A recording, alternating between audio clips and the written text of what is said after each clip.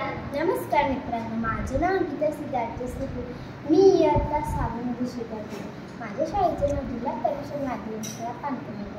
मी आज तुम्हाला या पुस्तकाविषयी माहिती सांगते. या पुस्तकाचं नाव आहे देण्याचा आनंद. या पुस्तकात खूप छान गोष्टी दिलेल्या आहेत. या पुस्तकात एकूण 7 गोष्टी दिलेल्या आहेत. या पुस्तकाची किंमत मात्र 100 रुपये. या पुस्तकाचे लेखक सो संतोष मानकोडे. या पुस्तकात खूप छान गोष्टी दिल्या.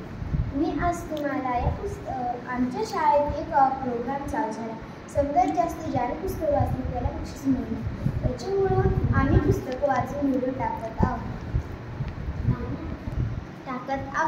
या पुस्तकात खूप छान गोष्टी दिलेल्या आहेत. मला त्याच्यातल्या 2 गोष्टी खूप आवडलेल्या आहेत. एका गोष्टीचं नाव आहे डब्बा चोरण. दुसऱ्या गोष्टीचं नाव आहे देण्याचा आनंद. याच्यातली मला फक्त 2 गोष्टी आवडल्या. आता मी तुम्हाला त्या गोष्टी सांगणार आहे. मदन आणि चैतन हे वर्गातील नेहमी एकत्र जेवायचे.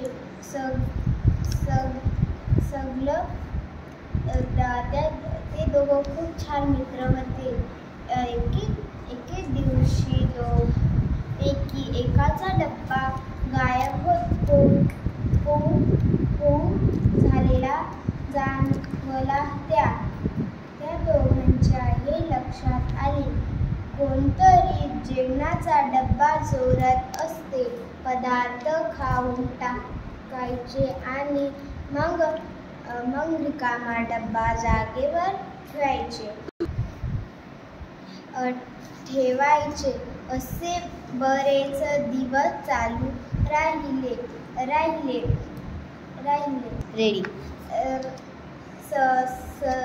सर्वजण कंटाळले होते, पण चोर शोधू शकले नाही. एके दिवशी शाळा सुटल्यानंतर मदन घरी पोहोचला.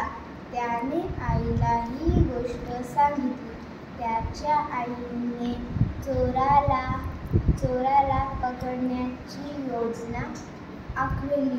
मदन रोज जेवणाचा डब्बा शाळेत घेऊन जायचा, पण खात नसायचा. तिसऱ्या दिवशी त्याचा जेवणाचा डब्बा गायब झाला.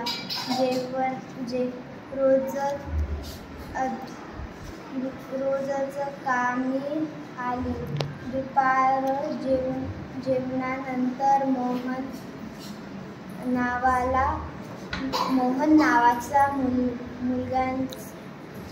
नावाच्या मुलाला जोरात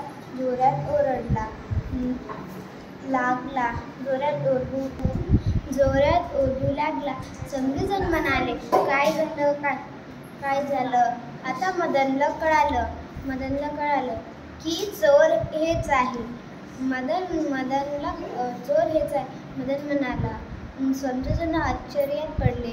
चोर हे कसं काय? मग मदननं सांगितलं की त्याच्या आईनं मला ही युक्ती दिली होती की आपल्या डब्यात खूप मिरची टाक, म्हणून मी माझ्या जेवणाच्या डब्यात खूप मिरची टाकली. मला माहीत होते की चोर माझा डब्बा घेणार आहे. मग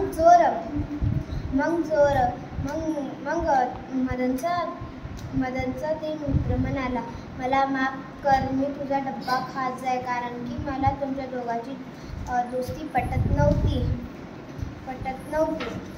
याचा बोध आहे की चोरी करणे ही वाईट सवय आहे. आणि मला एक दुसरी पण गोष्ट आवडली. मी तुम्हाला ती पण गोष्ट सांगणार आहे. उन्हाळ्याचा दिवस होता. स्वाती आणि तिच्या मैत्रिणी गार्डनमध्ये फिरायला गेल्या होत्या. तेव्हा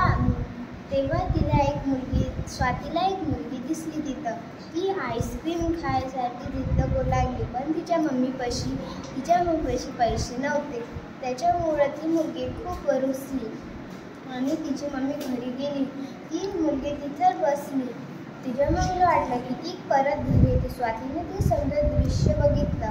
तेव्हा त्या स्वातीला तिच्यावर दया आली. तिनं तिथे गेलं आणि त्या आईस्क्रीमवाल्याला धन्यवाद.